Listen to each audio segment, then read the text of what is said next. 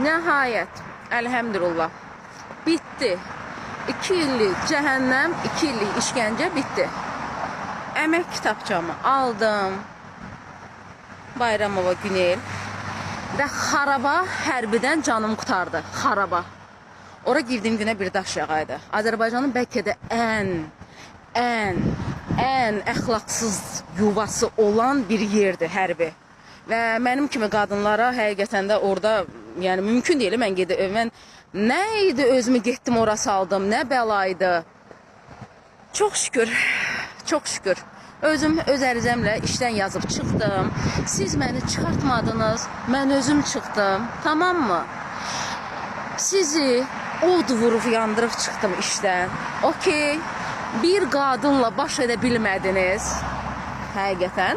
Boşuna özümə dəmir lezi demirəm mən. Mənimlə baş edə bilmədiniz.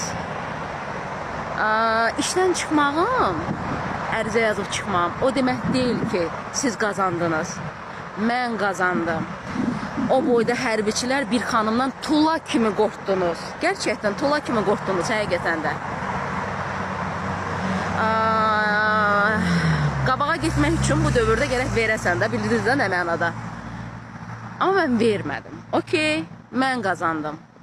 Elə belə sərt şəkildə də deyirəm. Və özüm öz xoşumla, öz ərizəmlə işdən yazıb çıxdım. Sizə o xoşbəxtliyi yaşatmadım ki, siz məni işdən çıxardasınız. Vətən müharibəsi qəhrəmanı adı almaqla deyil, polkovnik general olmaqla deyil. Bax, bundansız. Kişiliyiniz yoxdur, okey? Bax, belə də deyirəm. Elə kişiliyiniz yoxdur konkret. Yəni, mənimlə baş edə bilmədiniz. Güney Camal qazandı, okey? Mənim yanımdan keçəndə nə vaxtsa sizi görəndə, elə bilməyin ki, sizi kişi gözündə görəcəm. Əynizdə yubqa geyinsiz ondan daha yaxşıdır. Bu qədər. Canım qutardı sizdən, həqiqətən də. Tulalar.